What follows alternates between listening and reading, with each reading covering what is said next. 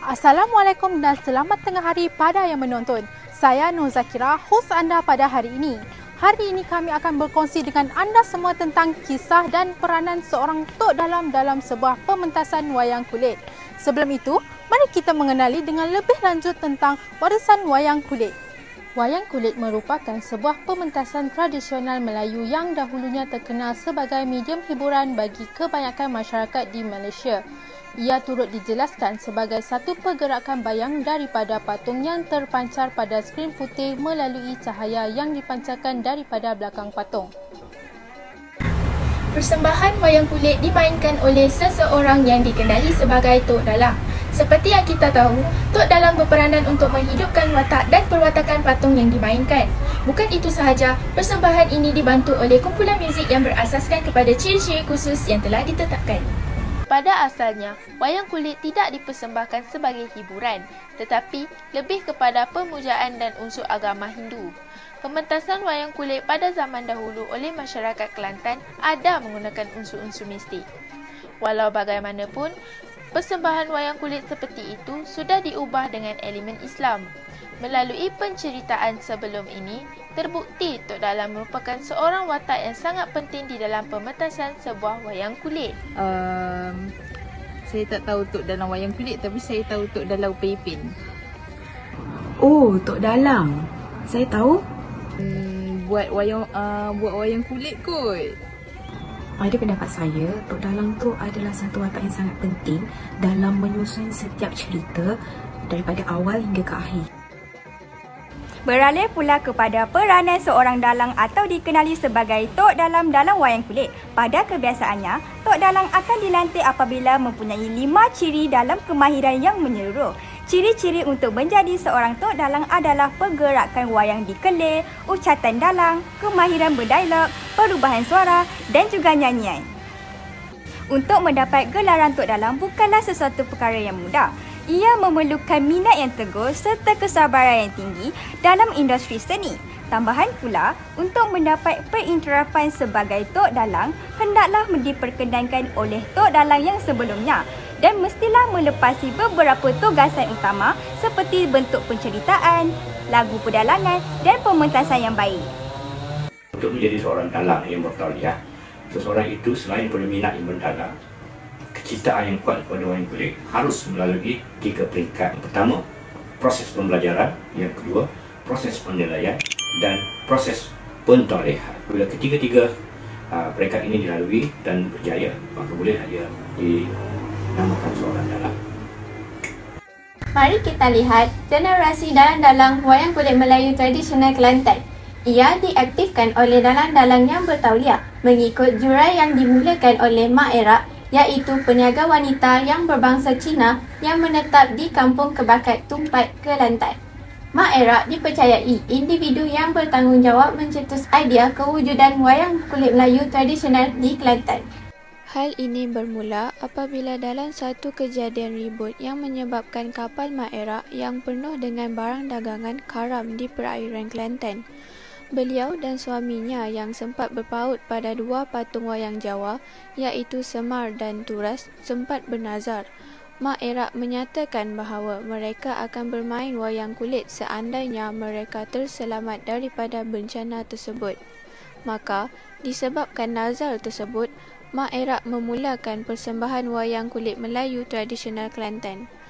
Pada mulanya, hanya 2 gambaran dimainkan dalam persembahan dengan tidak diiringi muzik. Mak Erak menggunakan kelir bersama pelita minyak untuk mewujudkan kehadiran bayang pada kelir semenjak pertama kali wayang kulit Melayu tradisional Kelantan dipersembahkan. Terdapat 13 generasi dalang yang diketuai oleh Mak Erak dan seterusnya diteruskan oleh generasi kedua iaitu Tok Erok. Tok Erok telah melakukan beberapa pembaharuan dari segi permainan, watak dan alat muzik. Perubahan berlaku mengikut peredaran zaman bermula dari Tok Erok sehingga kini. Perubahan ini dilakukan secara beransur-ansur oleh dalang seperti Ekong, Tok Dalang generasi ketiga dan diteruskan lagi dengan Eko, Saman, Seman, Saleh, Awanglah, Hamzah dan Padain iaitu Tok Dalang generasi ke-10. Kini, generasi terakhir iaitu Pak Dain sedang mencari generasi pelapis untuk meneruskan legasi wayang kulit. Seterusnya, Encik Muhammad Dain Osman atau lebih mesra sebagai Pak Dain merupakan pemilik galeri wayang Pak Dain. Tanpa melengahkan masa, mari kita teruskan dengan sesi temu bual bersama Pak Dain. Menjadi seorang dalang, kita memerlukan beberapa pengorbanan atau perjuangan yang berat. Tetapi keberuntungan kepada saya yang menyebabkan ia menjadi satu inspirasi yang bertindak sebagai pemangkin kepada saya untuk menjadi seorang dalang. Pelbagai usaha dan kaedah telah dijalankan oleh pihak-pihak berwajib dalam mengekalkan tradisi Melayu tercinta ini. Pada penghujung 2021, Kementerian Pelancongan Seni dan Budaya Malaysia melalui Jabatan Kebudayaan dan Kesenian Negara telah mengeluarkan sejumlah peruntukan yang agak besar, iaitu sebanyak RM85,000 kepada 31 penggiat seni budaya di Kelantan semasa program merayakan seni budaya Pengkalan Datu. Sumbangan yang diberikan diharapkan dapat menjadi pembakar semangat kepada penggiat seni di Kelantan untuk kembali aktif. Persembahan wayang kulit sering diadakan di majlis-majlis keramaian kekeluargaan seperti perkahwinan, cukur kepala, masuk rumah baru, berkatan dan sebagainya lagi. Antara usaha lain bagi mengekalkan dan memelihara wayang kulit adalah dengan pembinaan Galeri Wayang Kulit Melayu Tradisional Kelantan yang pembiayaannya ditanggung sepenuhnya oleh Pak Dain. Objektif penubuhan galeri ini adalah untuk memastikan seni persembahan wayang kulit Melayu Tradisional Kelantan tidak pupus dan juga dapat melatih serta memupuk bakat baru dalam seni warisan wayang kulit yang telah kekurangan pelapis. Walaupun wayang kulit merupakan satu warisan penting bagi masyarakat Melayu, kekangan dalam penglibatan generasi muda semakin berkurang. Ini kerana kurangnya perkongsian ilmu berkaitan seni masyarakat Melayu yang menyebabkan penglibatan masyarakat muda kurang memuaskan. Malah, wayang kulit masih aktif dijalankan oleh generasi terdahulu.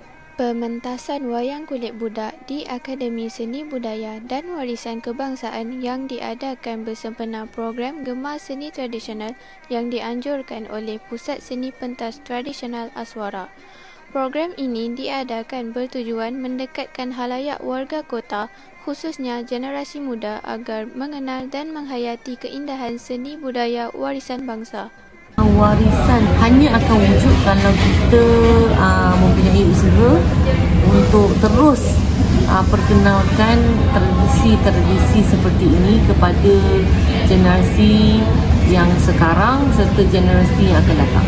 Ini pada pendapat saya, untuk kita terus ajarkan kepada anak-anak muda dan kita terus melibatkan diri mereka di dalam aktiviti-aktiviti untuk mengenali warisan-warisan seperti wayang kulit ini.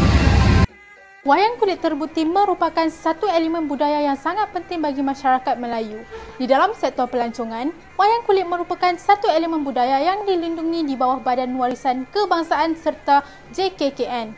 Di negeri Kelantan, terdapat sebuah galeri wayang kulit yang dikenali sebagai Galeri Wayang Kulit Melayu Tradisional Kelantan, di mana pendedahan tentang wayang kulit dapat diberikan kepada pelancong-pelancong dengan mengunjungi galeri tersebut.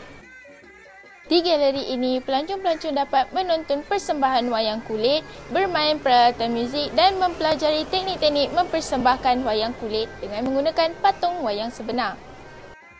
Baiklah Hazira, kita pun sudah sampai ke penghujungnya. Jadi, seni persembahan tradisional wayang kulit mestilah dikekalkan kerana ia adalah identiti bangsa dan seni budaya tempatan kita. Betul tu Alia. Kita perlu mengambil tahu tentang bagaimana wayang kulit dipertontonkan demi mengekalkan seni tradisional yang pernah dimainkan oleh nenek moyang kita. Kesimpulannya, seni tradisional wayang kulit mestilah disampaikan kepada generasi muda melalui latihan. Usaha ini memberikan peluang kepada mereka yang berminat untuk mengikutinya. Betul tu Zakira. Dengan ini, budaya kita akan terus berkembang.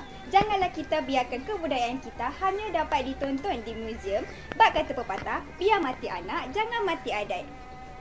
Sekian, terima kasih. Jumpa lagi.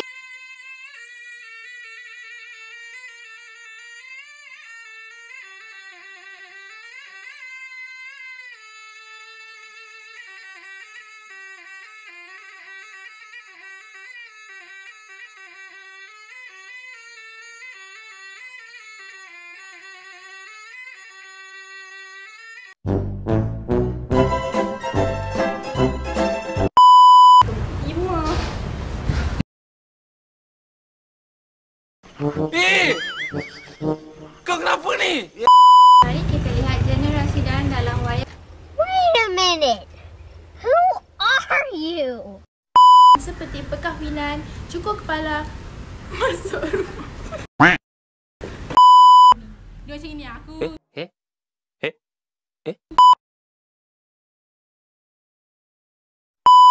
Gini.